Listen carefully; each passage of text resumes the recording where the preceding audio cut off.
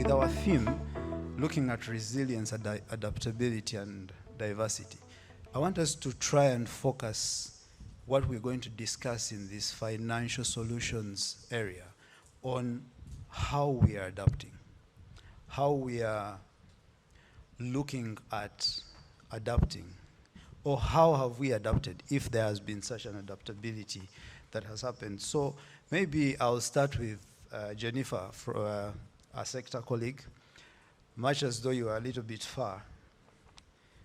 I know that from what we have seen, you have built a decent, resilient company that is gradually transforming into a respected and formidable regional freight forwarder, at least for a start. And I know that you have decent international freight forwarding partners. If you talk to us a little bit, looking at where we are now, do you feel that the financial solutions we have are adequately adapting? Have they adapted? Have any of those adaptations really supported you to come to where you are? And what kinds of changes have you seen, considering the amount of years you've spent at this? Jennifer, please. Thank you. Good afternoon, everyone.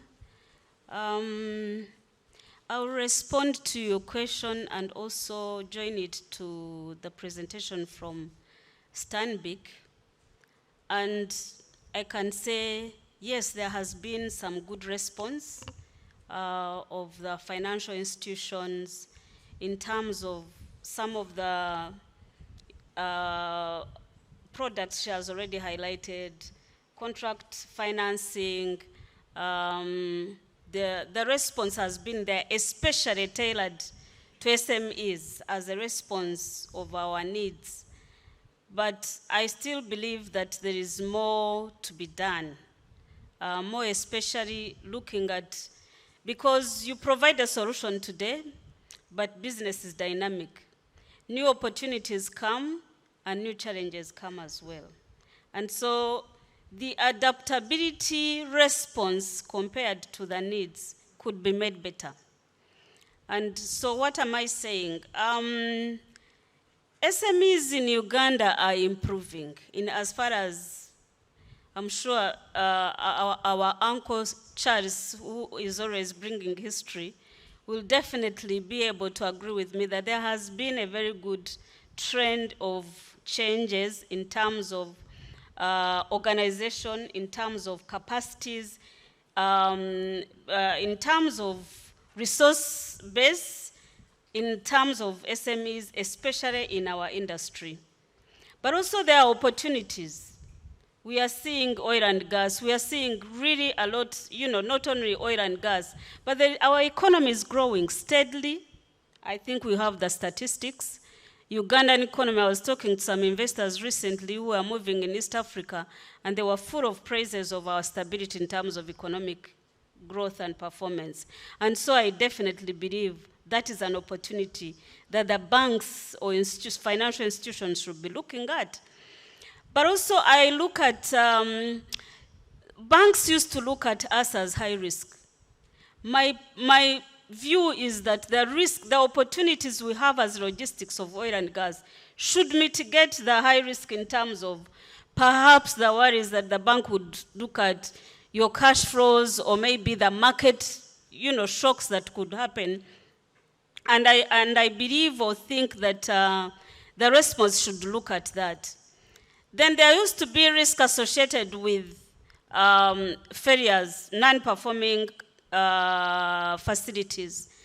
I do believe that definitely all these are things. There has been improvement, and I'm sure Stanbic will agree with me. Their statistics could be different, but for us, in as far as the sector is concerned, they are stable business people coming from the background we are coming from that should show as a response. However, we still see accessibility of finance, same requirements, same questions being asked, same things that are asked when you are asking for finance from the commercial bank. And then the cost of finance. In logistics and transport, Ronald has touched on our specific characteristics of business. He's talking about our investment, heavy investment size needs to invest in assets. He's talking about our trade in terms of payments, credit, and of course, I will also add our profitability levels, given the market, the supply and demand, our profitability and the cost of finance. We are looking at, and of course, the banks are also going to come and tell us inflation and all these things happening. We were borrowing at 7%, now it has increased to between 9 and 10. Our profitability, when you are lucky and you push to 13% profit, then you've done a good job. So you can imagine borrowing and the margins you are making and how able you are able to grow this business, because we don't do business to pay loans only, we do business to grow. And so there is definitely still a room. Now this is my proposal to the financial institutions. Logistics needs to be looked at in its own unique way, given the opportunity we are looking at of oil and gas, and given the fact that there is a local content, which I know all of us are aware. Without us working together, all of us, the financial institutions, the service providers, we will have a redundant policy from our government, or we'll pass on these opportunities to the competing foreign companies which come from countries where they're ready to be financed at different terms completely from what we are discussing here in Uganda. Thank you. Thank you very much, Jennifer. Actually, you've really touched an important aspect, which I think also in terms of our realistic view of our sector, I think we could be considered one of the largest lenders in the world, because a lot of people run on our credit for months, and unfortunately we don't even get the chance to charge interest. In fact, as soon as you start saying there is interest on my invoice not paid 30 days, 60 days, you lose the customer. And so there is that imbalance as well. But Mrs. Mwijukye, just probably the second to last for this session before I invite the audience to participate. I know we have privately had some conversations on where we are heading, how the market trends are, our ambitions. We've talked about this separately, and I believe in a way we represent some of our colleagues. And right now you are looking at growing, let's say, further in your business in terms of assets and everything. If you had to pick from your experience with the financial institutions, I don't want to focus on Stanbic specifically, how engaged do you feel you are with these financial institutions? How much do you feel they understand our business as a sector? And what methods of engagements, what structures do you think we need to have with them in terms of creating that trust they're talking about, that confidence, that understanding? And maybe the second question to that is, do you feel we are all rated the same in terms of, or should we continue to be rated the same in terms of evaluation or assessment for financing? If not, what do you think these financial institutions need to be thinking about as we try to adapt to the changing environment? Okay, thank you. I will start by raising the question to the banks that I've always asked even at my transactional level with them, is that why do you rate my risk from a universal perspective and not looking at me as an individual entity before you borrowing, when we have had a relationship for quite some time and you are applying a risk rating universally? I think that is my response, number one, a takeaway for the banks to think about reviewing their risk assessment from an individual perspective and a project perspective. That's number one. Number two, I still believe that we are all in business, and the banks are in business, we are in business, and we need both. We all need each other. And so there is still an opportunity for us to sit together, especially, I will speak in Ugandan perspective that I understand better. Looking at the opportunities we have, and the conversations we've had together here, my colleagues who are already playing in the sector, there is more need to sit on the table. Because the banks, when banks lend us money, they have invested in our businesses. I am sure they're interested in knowing how well we are doing, for us to be able to pay back that money, and of course, to grow, because we borrow or invest for growth, for getting returns. And therefore, looking at the opportunities we have in oil and gas, I feel that we need to sit back on the table. There has been so far financing, there has been so far contracts award. How well are we doing, or how are we struggling in as far as financing is concerned, and what can we do better? For me, I think that is what I'm recommending, because I believe that there is still an area or gray areas to attend to. For instance, if the oil companies or the clients in the oil are squeezing us on pricing and we are still having a smaller margin like this, what can we do? Isn't it a collective effort for all of us to rise up and say, look, perhaps we need to do better in as far as improvement is concerned, because you have a ventured interest in the same way that we do as business.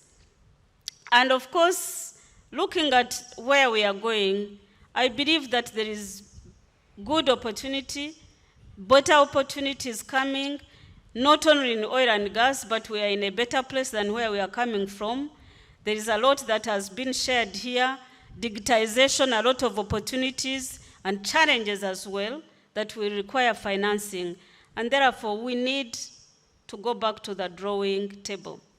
We have also, of course, other conversations where some of us as SMEs have been desperate to go to even look for other opportunities, saying, what about equities? What about USE? What are they doing, Uganda Stock Exchange? What are they doing for SMEs? And there are many conversations coming. I'm aware that there are 4 local companies that have approached Uganda Stock Exchange looking for financing. Perhaps there's going to be, again, more improvement in as far as creativity and innovations and solutions to financing are concerned. But I still challenge banks and ourselves to sit back and review where are we. Certain things we've been speaking about are of the past. They have happened. People have got contracts. How have they managed to get finance? But what are new emerging challenges that can be addressed? Thank you. So thank you very much, Jennifer, for that. Now, I think as we come to a close, this was more to discuss on how we can get adaptive methods and solutions to financing. You've given us some suggestions on what options we have. In your closing remarks, from your slides, you were really rushing. If you had to pick 3 possible solutions for any freight forwarder here, whom now you've understood is likely not to have a physical asset, is likely not to have physical collateral, is probably breaking out as an experienced former manager of a certain business, now is looking for financing and is looking to go the technology way. From the options that you presented, could you pick 2 and just in less than 2 minutes, speak to the 2 and why they would be the most ideal to break in with, and why that would be the safest way to start for both the bank and the freight forwarder? Okay, thank you very much. I think I'll speak to the same 2 that I spoke to earlier. 1, if you do have an LPO for us to do, LPO financing. No collateral needed, no additional, all these other things needed. So that goes to say. Number 2, invoice discounting. Same as LPO financing, no collateral needed. We'll just need to verify both parties. Your employer on yourself, but that's also very straightforward. Number 3, contract financing, which will support you in mobilization to get to your first milestone. Once we've understood the dynamics, we shall match your payments, and that should be able to help you mobilize and generate your first invoice. So at least those 3 are fairly straightforward, having known who the players in the market are, who are the employers, who's getting paid, and we match the 2 together. So very simply put. Maybe just to follow up on that. Okay, I have very many questions in the room. I will start with, I need some help with the mics going around. I need one to him, then the lady, then we'll come to Mr. Mathenge here. Thank you, moderator, for giving me this opportunity to throw a spanner in the works. I want, at this moment, to act as the devil's advocate and try to run away from the normal way of doing things. And I want to challenge all the freight forwarders who are here that we are enemies of ourselves. I'm sure you will not agree with me. You will say that man from Kenya is a mad one, but I'm not mad. Why am I saying so?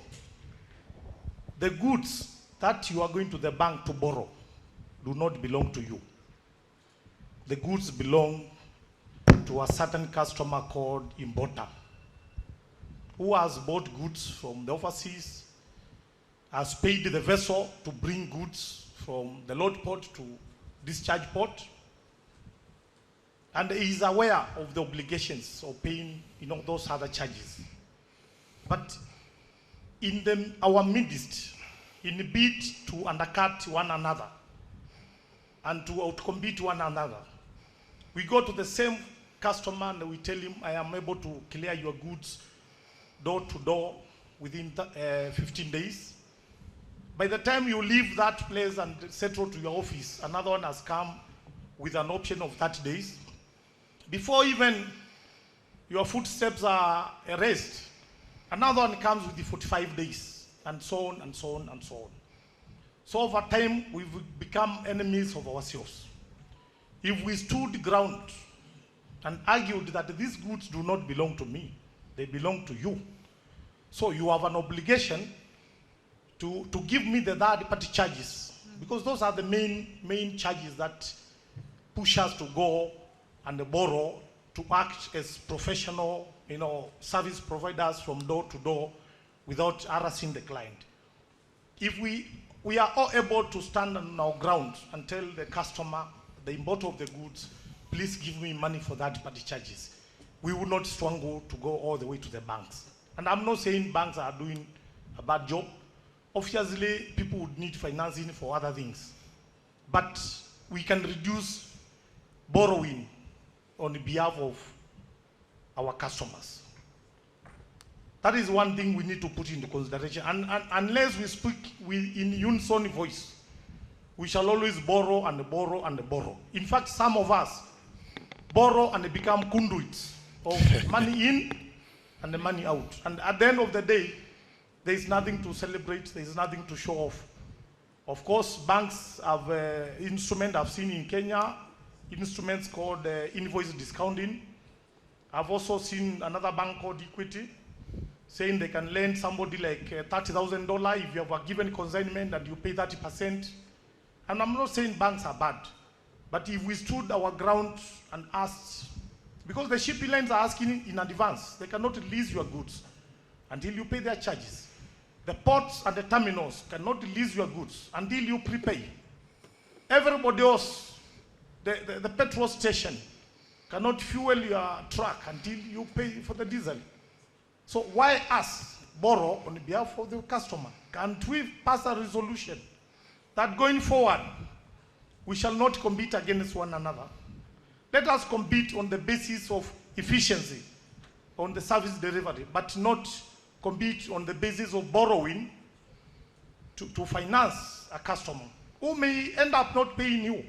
We have heard in this region, customers jumping from one agent to another just because they are simply delaying payment or simply trying to dispute what for the services they were rendered. So let us think twice, ladies and gentlemen. I'm not saying you are not thinking twice, but let us think twice going forward. Thank you.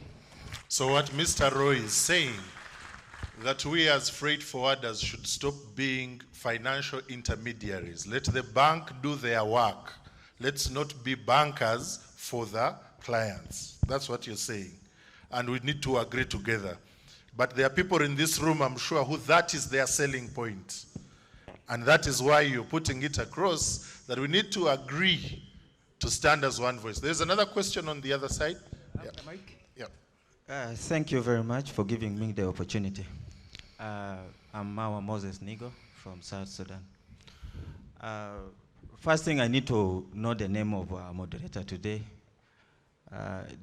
He has given a very good questions, but the answers are not given as the way I'm understanding. The first person to disagree with is our chairman from Kifwa. What I would like to know first is whether this Stanbic Bank is the same Stanbic Bank in South Sudan. This is the first one. The second one is in regards to the age and in relation to SMEs. We, the clearing agents in South Sudan, as we all know, were small income earners, and looking at the age of the country, we're even older than the country. And the same way, we are supposed to be promoted. One time I went to Stanbic Bank to ask for a mere opening of an account. The bank responded to me that they are working with corporate customers. Which corporate customers are oil and gas? And number two, Unimis. I'm like getting confused. A Unimis staff might earn something like $2,000 or $10,000. And my company, as a small income enterprise, might be having up to maybe 20,000 or 30,000 to open an account with the Stanbic Bank. And the Stanbic Bank is rating me to have a capacity for oil and gas requirements. I would like to know from you, the first question, whether this same bank is the same bank in South Sudan. Thank you. All right, I will probably step in and protect Madam Eva here. This is Stanbic Bank Uganda, but we'll get to that. Let's hear from, yes. Yes, thank you, moderator. I like this discussion very much. As I said when I was making a presentation, our company is focusing, one of the areas of focus is trade finance. The reason why we do that is we believe if our partners in business are not strong, they are not sustainable, even our business cannot be sustainable.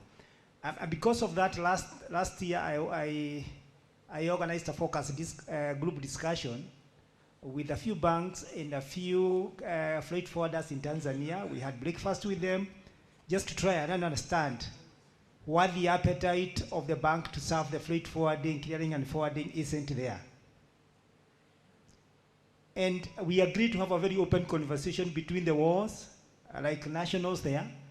And one of the things that came up is that banks have a very low profile of our sector. Our reputation, whether it's a perception, is another thing. Number two, and I'm sharing this so that we can mirror it against what we have here, because I think it's almost playing out like it's a scripted thing. The risk profiling down there for the sector is also very, very high. Number three is that even the product packaging for the sector are equally skewed. They are not made for the sector. So then you see like there is no attempt by the financial institutions to actually look at this sector as one that needs to be serviced properly. Now, one of the things that we propose to them, tell us what do we need to do to de-risk this sector, because we need to be de-risked. That's number one. Number two, we are in business. And there are many businessmen and women in this sector who are reputable and they have made their life in there. Do we want to continue judging this sector by virtue of a profile that existed in people's mind without coming down to understand what is this sector, what does it do, what economic potential does it contribute to our economies.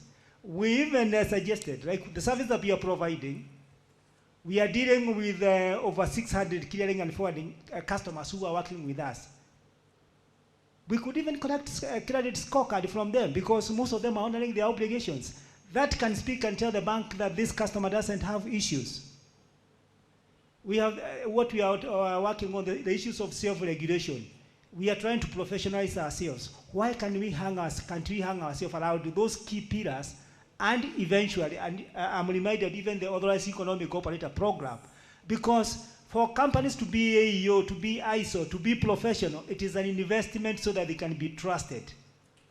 Because if we don't do it for our people, if we want to sell credit to our people at those high rates, we can forget about growth and development. So we must really think our strategy, see the low-hanging fruit. Let's look at the characteristics of our market, and package things can work for that market. Thank you, that's my contribution. Thank you very much. I will give the panel just 1 minute. If anybody feels like responding to some of those concerns, you're welcome to. Eva, you want to say something? I can see most were targeted at me. You want to de-risk? To the gentleman from South Sudan, he was right. Uganda is a Ugandan market and South Sudan is South Sudan. But I'm happy to have a discussion with you out of this to see how I can support you from that angle. And to the last discussion, I think that roundtable discussion with all the other parties, all the other financial institutions, well, today I have carried their weight on my shoulder, and very happy to. I think it would be beneficial if all of us together in the room. It would also be nice to hear from your side, because I think there's a perception already in your head that you are high risk. But for us to be here today with you, at least that should demonstrate that we are together in this. I want to reiterate that. So maybe that's one step. At least let it be in your mind that we are together. And to the fact that I've highlighted some solutions that we can give you, it means that our doors are open. That while in your mind, yes, you think we're high risk, we are saying, at least let's help you work on something as we demystify the other things that might be there. And then number 3, what does de-risking or removing that veil look like to you? And I think still, from a round table, it would be good if we discuss that. Then when we come back to the market, you will know that this is off and we're ready to do business. But we're here. We do have an exhibition stall outside. Please feel free to visit. I also have a relationship manager in the room, Natasha. Please stand up for recognition, who will also be able to support you should you have more questions. Or if you're from South Sudan and you want to open an account in Uganda, talk to her. But I think you should just open it. Sorry, and I think one of the things, okay, no problem. Just a quick comment. I'm partially in favor to the wording which the first gentleman put from the floor. I'll use the example that in 2021, India government actually issued a national legislation that all freight forwarding transactions have to be prepaid before the cargo is shipped. So maybe we as Africa should also start thinking about looking at it that way, because we then de-risk the fact of getting loans for products which don't belong to us. Thank you. That would really, really, really change the way this market looks like. But it would be a very, very good one. All freight forwarding services to be prepaid. Interesting. But I also think Dr. Stefan earlier in his presentation talked about what Fiata is doing on the area of financing and payments across from freight forwarder to freight forwarder. Those are some of the things that we need to be able to look at, because you find the third-party charges that Mr. Roy Mwathi is talking about is to another freight forwarder who's probably in the room. You're seated in Nairobi, he's in Dubai, but he's now here. So, when we talk, we should be able to work out a way of coming out together. But ladies and gentlemen, when it comes to financing, we cannot finish, because we agree, all of us are in this room to work on our bottom lines, and they are about financing. I want to also give us some comfort that in the House, there are a number of other bankers, okay? When you go to the stalls, you'll find Equity Bank, you'll find Afri-Exim. Let's have these conversations. VIASAV is also willing to offer some conversations around banking and around financing and financing options. But I think the takeaway also is that we need to be trustworthy. Because if my credit rating is bad, I can shout till the cows go home, wanting a good service from my banker, but their hands are tied, and I'm the one who tied their hands. So we need to be able to work that out. But ladies and gentlemen, please thank the panel today for a fabulous job. Thank you very much from BEMUGA. Thank you very much from Stanbic. Thank you very much, Jennifer. And thank you very much from the Federation. You've done a good job this afternoon. Eva, for taking the shots for the bankers, they should give you a drink or two at the cocktail tonight. Yep. I agree. But thank you very much. Let's give them a hand while they go.